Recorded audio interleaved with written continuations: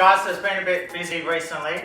Everyone's buying bikes, getting out on the road, and many of you may not know that we actually sell bikes, e-bikes, normal bikes. And the way we do it is the bikes get shipped to us, and then we build them up and deliver them directly to you.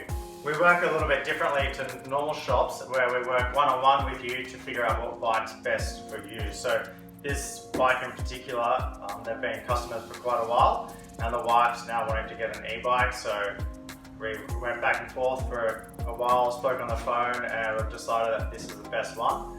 And it's about $4,500 retail bike, and should be good to keep them on the road for probably a few years, service once a year, stuff like that. So let's build it up, deliver it to the customer, and we'll take you along on that journey.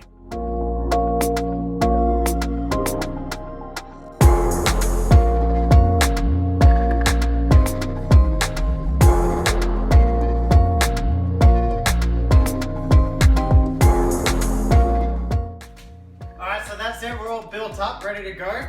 So we're going to give it a little test ride, pop it on the back of the van, drive over to the customer's house, run them through how to use it.